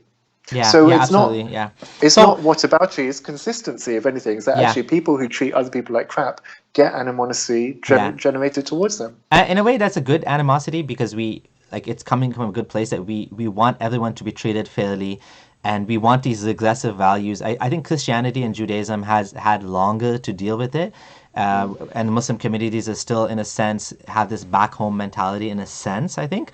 One challenge with some of what you're bringing up to when I'm thinking about this is what do we like? So, for example, in there's more than one source of bad values. So, Islam may be causing some of these bad values, but like for example, in India, which is mostly Hindu, it's like the statistics on rape are like incredibly high in some areas, and there's a lot of, again, it's patriarchy and it's a misogyny, and it's like this in South Africa, there's it's the rape capital of the world. They have this entitlement value that, like, they were interviewing people and they were saying, yeah, like, I deserve to do it. The men were talking like that, like as if it's their right, and there's no idea of consent.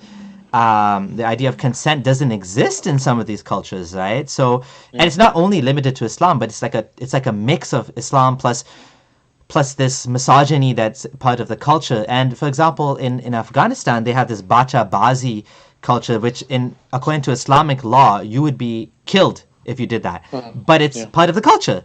And so there's this mix of things, like honor killing is another example, that it's actually forbidden to kill your daughter. You can't kill your daughter in Islam. You have to, if she does something wrong, you have to go to the judge, and you have to, I mean, why would you even go to the judge about your own daughter? It's so stupid. But for a man to kill his own daughter, much more accessible to kill her, though, isn't it? Like, because the judge is probably far away, and so you're living yeah, in but some the village judge may somewhere. actually rule against you and say, well, actually, no, she did nothing wrong, or she can be forgiven. You can look away. Like there's hadith in the Islamic context that where Omar or Muhammad would like turn away when someone said I committed zina, right? And if obviously if it's not the law of the land that she should be killed, she can't be killed. You can't kill her vigilante style in a country that is not the law that sex outside of marriage is forbidden, right? And if she was a single daughter, she wasn't married, she's not cheating, she wouldn't be killed, she would be lashed, right? So people are taking these laws and like almost like inventing their own laws that is a mix of Islam. Like it's complicated. It's complicated because it's not part of Islam per se, but it is part of the culture that is influenced by Islam. Yeah. So it's So such I a think, tricky thing, right? You know what I'm saying? but I think that comes back to the question that we have to ask really honestly is, what has this got to do with Islam? So when we look at homophobia in China exists. Homophobia in Pakistan exists. But to think that those two homophobias are identical or are Yeah. sourced from the same roots of patriarchy is fallacious, isn't it, really? Yeah. Actually, we have to acknowledge that in Pakistan, the homophobia that exists is so much driven by Yeah. It's probably Islam 100%. itself. Yeah. Yeah, completely. Yeah.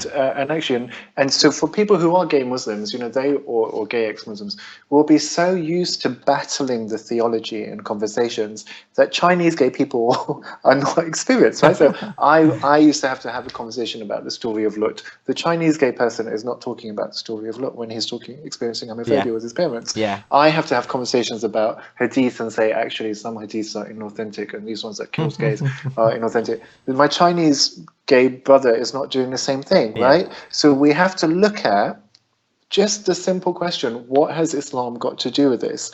And so whilst it may not say you can kill your daughter, if Islam allows us to set up a value-based system on women's lives which is different to men's life, and that women are valued less in the society, that women are more easily disposable than men, then we have to say this has something to do with Islam, actually. But like there's contradictory statements in the Quran. For example, the Quran says, whoever buried the daughter alive will be asked on the day of judgment when she comes out, and she's going to be like, she's going to challenge you that why did you murder me just for being a girl? Now, whether or not that's a historical fact that the pre-Islamic Arabs used to bury their daughters, I'm not sure, but the Quran is condemning it. And Muhammad in the Hadith, he said that whoever raises 2 daughters or 3 daughters righteously will go to paradise. So they used to hate daughters, and for sure daughters are not like valued in cultures where there's a dowry. So, yeah,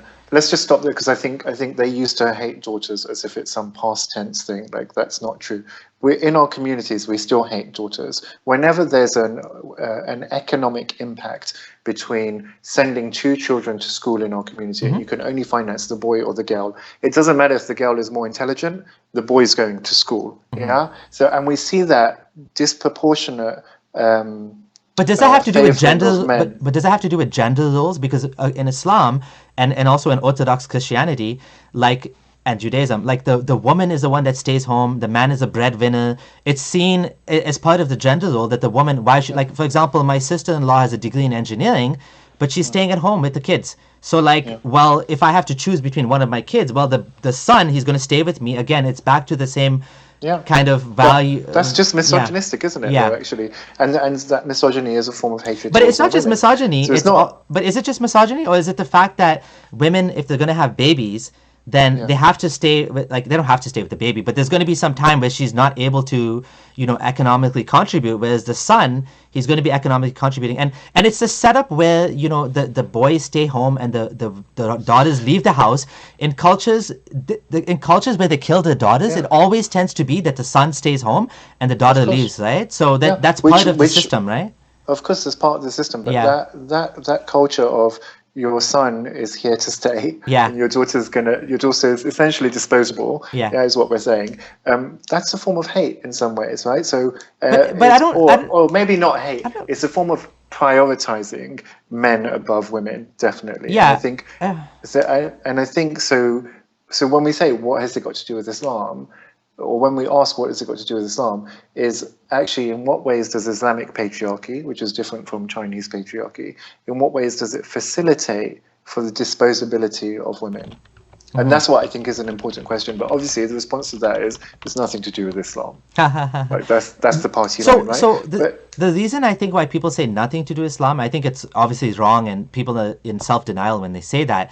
But like, I came from this kind of Puritanism version of Islam, which is Salafism, where they see Islam in a very narrow perspective, which is only what Muhammad said and did, and that's it. So for example, honor killing wouldn't be part of Islam, but why is it we find that honor killing is happening in all these Muslim countries?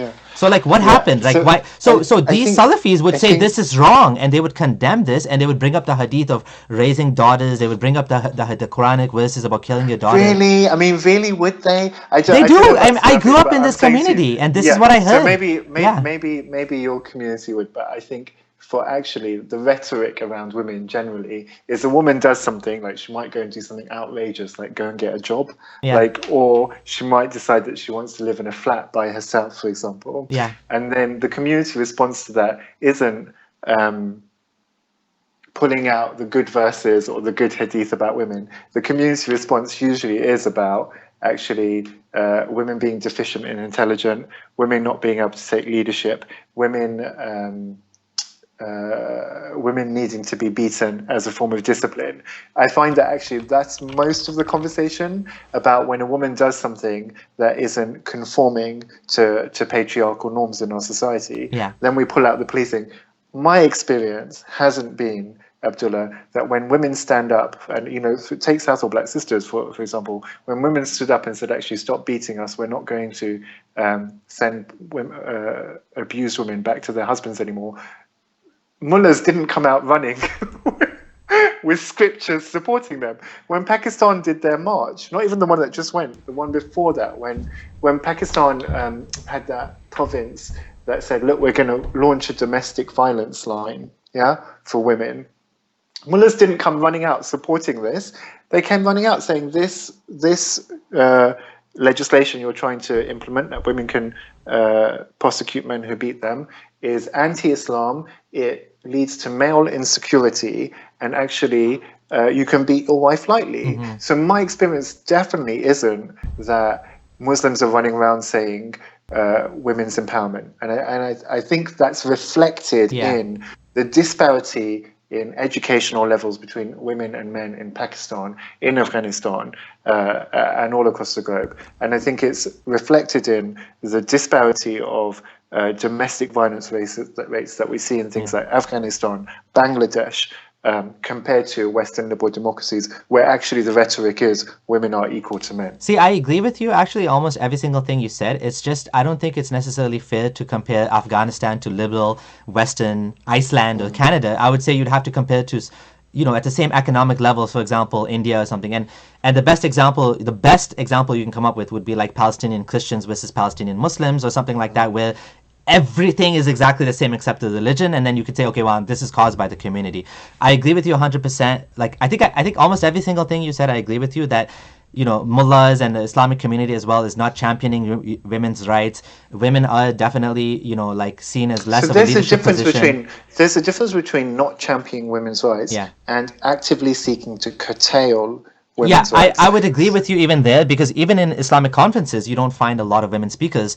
I do see that this is changing. Like Al Maghrib, which is a big Salafi organization, they have women speakers now. These big conferences that they're having, I'm seeing more and more women are there. But they also have so things that I think in some ways, especially in the Western countries, Western Muslims are changing, and that's at least in Canada. That's what I'm seeing. I'm seeing, like, for example, they had an all women's conference called Being Me, where it's like they had 10,000 plus Muslim women, where they had all women speakers. They had some men speakers too, actually, which is a funny thing. They had men speakers there, but they don't usually have women speakers in the mixed audience. But things, I think, in some ways are changing. But I do agree with you that from the Islamic kind of paradigm, that there is a lot of kind of putting down of women, that they're not encouraged to work, for sure. And I think that's part of, again, the value system that Islam is kind of saying, that women should be staying home, and there's a lot of hadith about that and stuff like that. So I do agree with you. I don't disagree with anything you said basically there. So I think you're right. Some things are changing. I'm really wary about these things are changing, isn't it? Because when I see that, Muslims in America are more accepting of homosexuality, like, that's really heartening. But then in the UK, 52% of British Muslims said that homosexuality should be criminalized, and so why is it so different? What's going on there? Yeah, so I'm like, when you say things are changing, I'm like, is it changing good and bad, right? Are they changing for you, but they're not changing over here? Because over here, I'm seeing more and more women in niqab, which is an aspect of religious conservatism. Yeah. And we know that religious conservatism tends to be a bedfellow of homophobia, actually.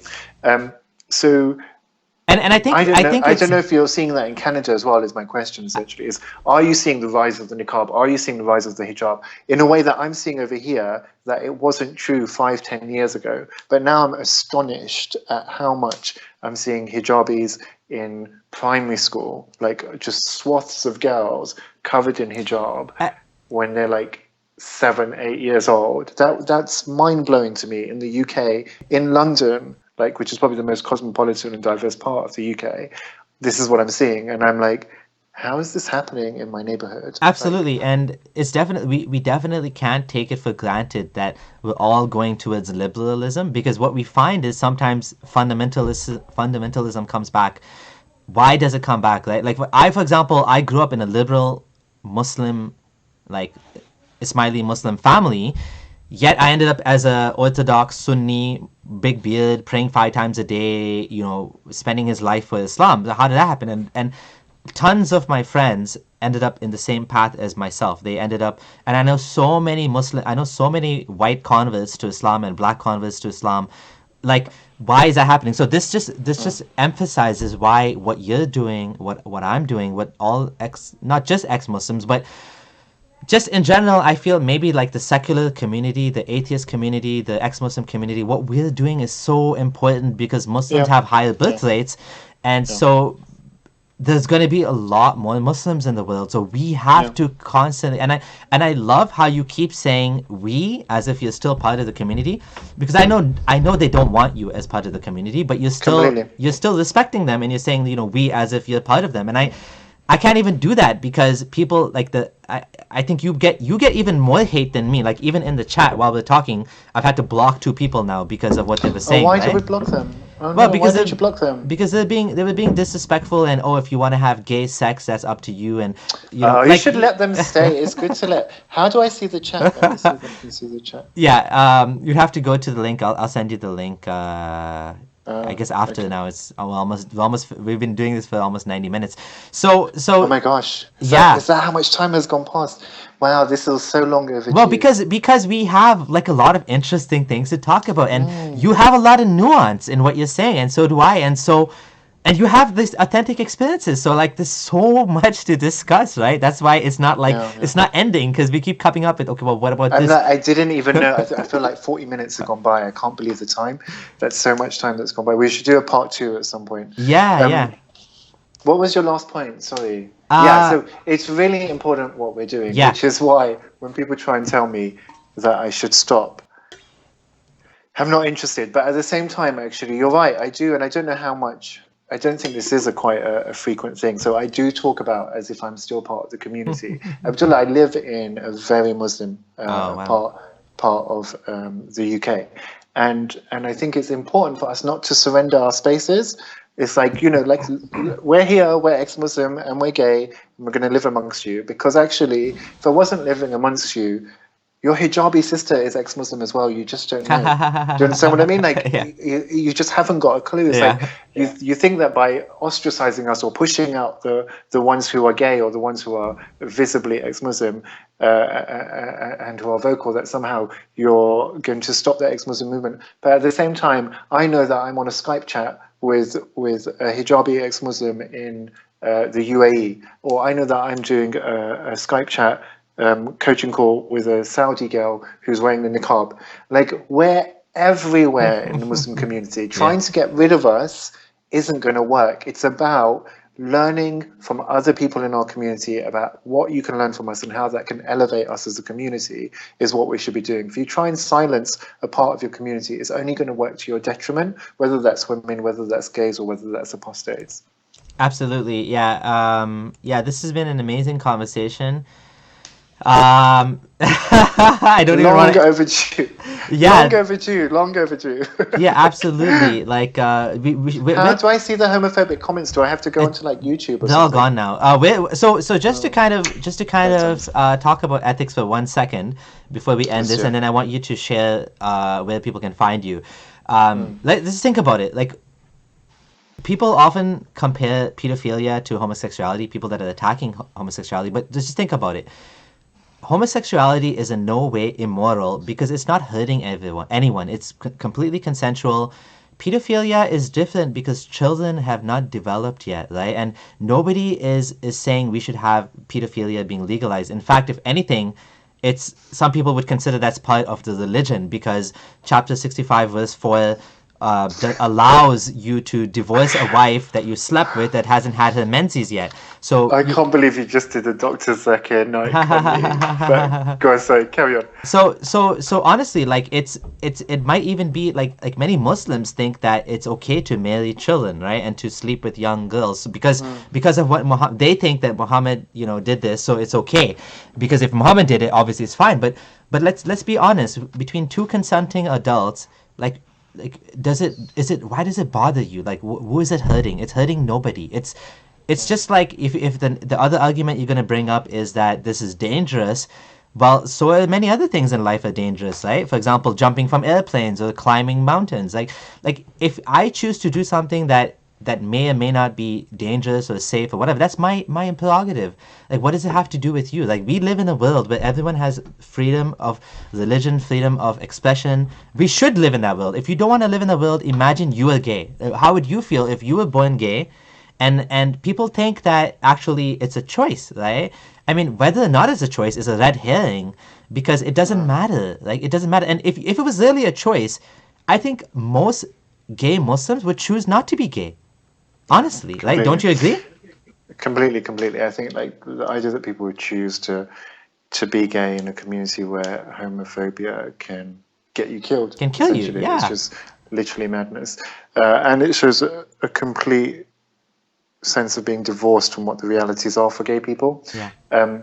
So I just want to say a couple of things. So we're always hit with this bloody pedophilia thing Yeah. all the time. Like, either it's a slippery slope to pedophilia, like that'll be the next thing. Like if you're okay with gays, then it'll be pedophilia next, or gay people are pedophiles. Like that's the other one, right? Like there's no distinction between them. And so, I'm not of the camp of Muhammad was a pedophile, right? So I just think actually contextualize things and look at how what ages people were getting married back then, and look at Western societies and what happened around the age of marriage with girls as well. So I think that's quite inauthentic criticism, but it's quite sensational, and it's good to stoke the fires, which is why people do it, right?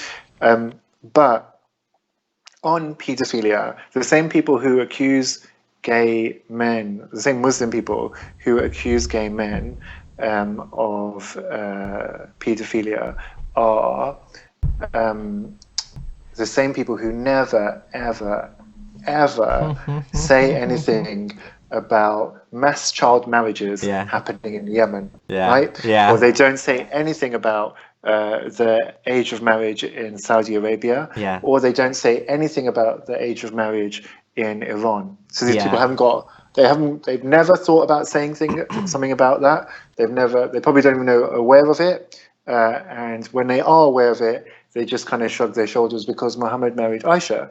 And actually, if we want to talk about pedophilia, the Muslim community is a great place to start that conversation. Because when we look at Yemen, we see that there's sometimes 8, 9, 10, 11-year-old girls getting mass married to 40-year-old men, like in the whole community. Like, that's essentially pedophilia, right?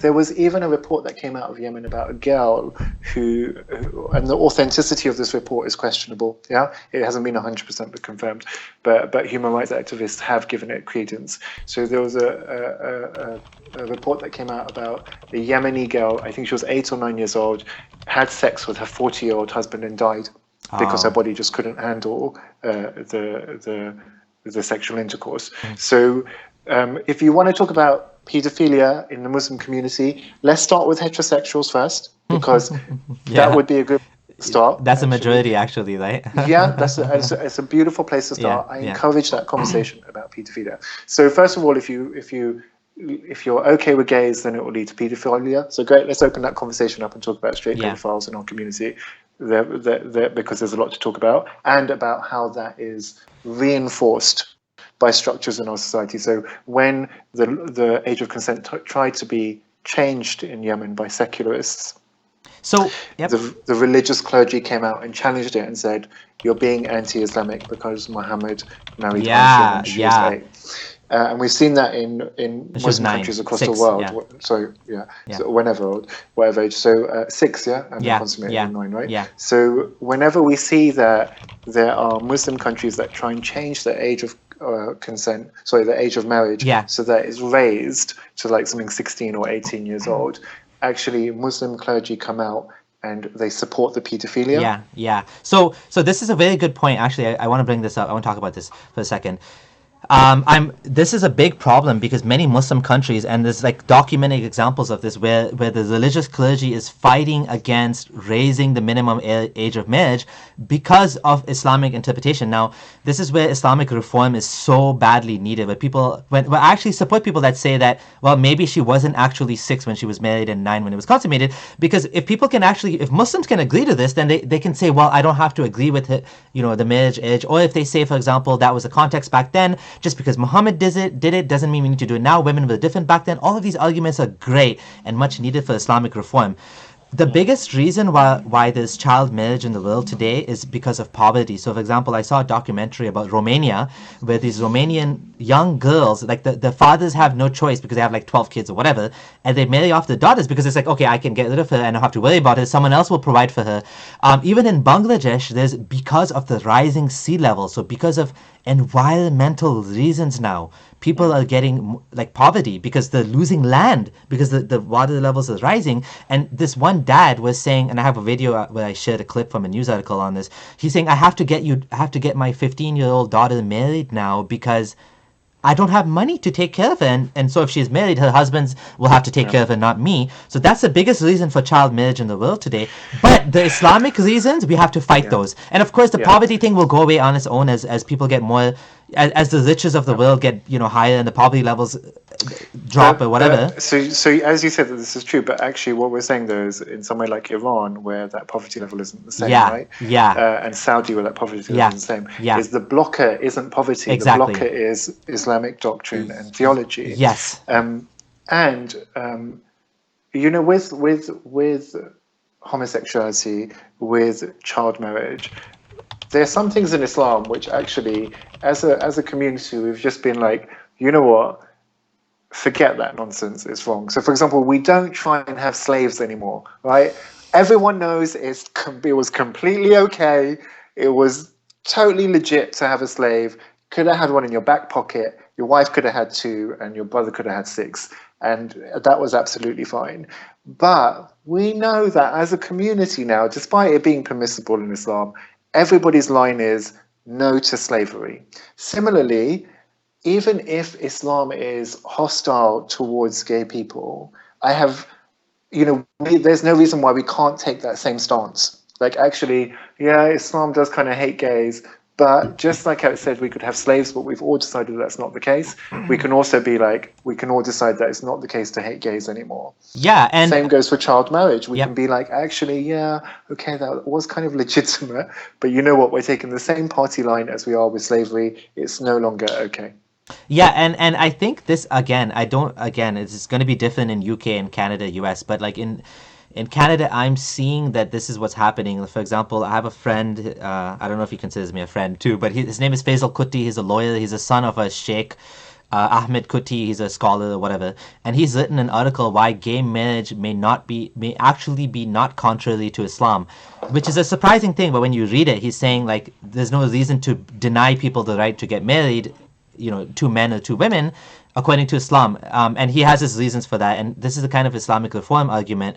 Hamza Yusuf as well, it's not really progressive to say that gay people should just be celibate their whole life. It's kind of stupid.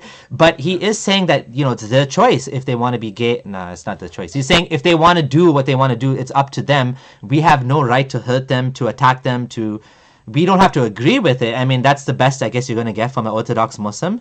They're going to say, we don't have to agree with you, but it's okay. You can do what you... Well, they don't even say it's okay. They say... It's not okay. It's up to you, basically, and we can't stop you. If you're attracted towards men, that's okay, because you're not committing the sin. If you act on that sin, then that's not okay. Yeah. But if you're in the West, you're not in a Sharia state, so it's not our business. Yes. If you're in a Sharia state, often the party line is you should be killed. Now even with that, there's a lot of pushback, because I'm finding that among some Orthodox Muslims, for example, Hamza Yusuf, he's saying we don't even want... I think a lot is an overestimation of how much pushback there is. Okay, there's so some minimal pushback sure. from revisionists and. But Hamza Yusuf is not a revisionist. Muslims. Hamza Yusuf is not a revisionist. He's an Orthodox Sunni Muslim. Okay. So these guys, what they say is, according to the way they see Islam, it's the maqasid, or the goals of Sharia are to preserve life, to preserve wealth, and to preserve lineage, whatever. They say according to these same goals, there's precedent that Muhammad wanted to end slavery, even though he didn't, which again I don't agree with them. But he tried. So okay, hold on. So but their argument is he tried to reduce the forms of slavery. So therefore we can do the same thing, and we can say we don't need apostasy law because it's actually for other reasons such as treason and this and that. And these are Orthodox Muslims. These are not revisionists. These are not Amina, Wadud, and these are not people that are like ostracized. These are Orthodox Sunni Muslims saying we don't want these part of Sharia law to come back ever. We don't need this. So I remember there was another Orthodox Sunni scholar, and he said, it was a white guy, I can't remember what his name is, and he said, execution of apostates would be anti-Islamic now, because actually part of Islam is to propagate a perspective and an ethos that makes people want to come and join it. Mm-hmm. And so actually if we're executing apostates now, people will see us as barbaric and backwards, and therefore they won't join Islam. And people were hailing this as some really progressive sort of move. And they thought, you know what, I'm less concerned about Islamic public relations being the manifestation, the reason for manifesting my life, when actually the reason for manifesting my life should be my human rights. Yeah. Like, it's such a bizarre, twisted way. But at the same time, I understand that the confines that Islam puts you within, you have to talk nonsense sometimes to try and have a human egalitarian approach towards things, because actually inherently that's not its ethos. Its ethos is Muslims are best, submission, everybody right? else is, and also it's supremacy, isn't it? So its ethos really is Muslims are best, everybody isn't. If you leave Islam, what on earth are you thinking? You should be dead. So I just want to say back to the gay thing, so because you were talking about ethics and such, so we touched on, if you're gay, then the slippery slope thing is everyone's we're Yeah. going to accept gays and then we'll accept pedophiles. But before we get to pedophiles, often they're like, if you're gay, and then after pedophiles, it's bestiality over here. But there's a stop over here before we get to pedophilia. Yeah. So it's, if you're gay, next you'll accept Yeah. incest, Yeah. then pedophile, Yeah. then bestiality. Yeah. And I welcome that. I'm like, hey, Muslims, finally we're talking Yeah. about incest. Yeah. Fantastic. Can Yeah. we look at cousin marriage Yeah. in Pakistan? Yeah. Because Yeah. it's absolutely nonsense, like Yeah. the way that cousins Crazy. are marrying each other in Pakistan. So again, like the same Muslims who say, oh, it's going to lead to incest or it's going to lead to pedophilia, they never want to talk about actual heterosexual incest, Yeah. which is actually abuse that happens in our families. Yeah, so when because of the way that Islam is structured and the ways of women's voices are silenced, and the power dynamic is so skewed in Muslim families and Muslim communities, that when uncles are molesting nieces or nephews, or when brothers are molesting their younger sisters, that stuff doesn't get picked up in our community as it does in other areas in other communities. In addition to that incest, can we also have a conversation about cousin marriage as well and what the potential repercussions about that? So these people who pretend like they care about pedophilia and incest never seem to really care about it when it applies to heterosexual people who are the majority. Absolutely, totally. So I think that we should end on that, as we've We gone should. through a lot of really, really great conversations. This is actually one of the most interesting live chats I've had in a long time. I think the last one I had that was... Somebody just mentioned thalassemia. We can save thalassemia. I've uploaded the Google chat onto my computer so I can see the chat Oh, now. okay, okay, But okay. someone just mentioned thalassemia, and it's like, we can save that for another conversation. What is that? Thalassemia is like, you know how with African black people you have sickle cell anemia? Oh, okay. Thalassemia is a genetic Oh. disorder within South Asian people, and sometimes, well, if you're prudent, when South Asian people are going to marry each other, they can have a genetic test to see if they are a carrier or they have thalassemia, because if two people who have thalassemia get married and then have a child, there's a significant risk to that child's well-being and health. Okay. And Yeah. there was a question earlier about, I don't know if you just want to make that the very last thing. What would you say to people that say it's a test? Allah is testing you. I mean, I've read Muslims say this, like not ex-Muslims, gay Muslims. They're like, I'm just going to be celibate my whole life. Like, it's a test, right? Yeah. It's a good question, isn't it? There's a really long answer to that, actually. All I would say is this, is that when you exist as a gay Muslim, you either exist as a Muslim identified gay, so you lead with your Muslim identity, and your gay identity is secondary, and so those people are usually in the mosque and in the Muslim community, or you lead your life as a gay identified Muslim, so you lead with your gay identity and your Muslim identity comes secondary, and those people are usually out in the gay clubs in the queer community and they have lots of gay friends. But underneath both of those is this ever-present threat of hell about your sexuality. And the way to really pass that test is to just take apostasy and rub it all out. That's a good one. So where can people find you? You're on Twitter? Yeah, so I'm on Twitter as Jimmy Bangash. Yeah. You can probably find me and Abdullah tweeting arguments. Are you banned on Facebook right now? I'm going to share your link. No, I'm not. I feel like that's really calmed down, actually. So I don't know if it has for you as well. No, it's not calmed down. really- I just got back from like another 30-day ban. I've been banned 90 days now. It's so unstable. It's just like when people decide to like attack your posts. When people attack me now, when there's an option to write a little message to Facebook, isn't it? Yeah. Which didn't used to work before. But now when I write in it, I've been writing, can you please check, because people are targeting my Facebook. Yeah. Please check if this is the same person who's reported me before. Yeah. If so, please block them from my account. Okay. Rather than, so just maybe trying to give them some help around that. So it hasn't happened for a while. It will probably happen now that we've said this. Happens all the time. It's futile. Stop it, whoever you are. Like, let's have conversations, or we're having conversations. We're not attacking each other physically. So dialogue is really good. It stops violence. So yeah, you can find me on Facebook. My Facebook is Jimmy London. It's not Jimmy Bangash. Where else you can find me is there's a beautiful book actually. I think I have it. Just wait here. Okay. So while he's getting it, I'm just sharing the links for Jimmy's stuff. Don't know if you Okay, can see this. Leaving Faith Behind. Okay, Yeah, is there's that a on beautiful Amazon? book. Yeah, it's on Amazon. It's Leaving Faith Behind. It's written or it's edited by Fiyaz Mughal, who's Muslim and quite a prominent figure in the Muslim community. Actually, he started an organization or heads up an organization called Tell Mama, which Okay, reports on hate crimes nice. towards Muslims. Yeah, he approached Aliyah Salim, who's the co-founder of Faith to Faithless, who's an ex-Muslim, and they decided to write a book together capturing ex-Muslim voices. So I've got a chapter in that. So if anyone wants to read more about my story, you Awesome. can read it in there. And then the last place to find me is Free Hearts, Free Minds. And this is a scheme that I set up with Yasmin Mohammed.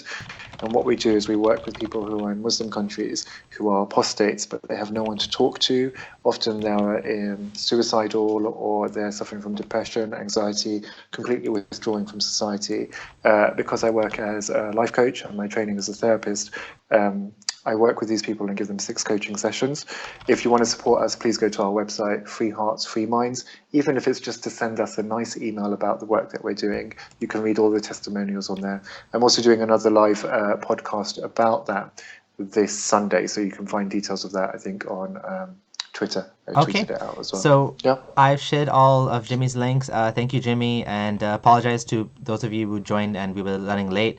Had some technical problems, but we got there. We did this. We finally did it. So, Jimmy, all the best, and let's do this again sometime.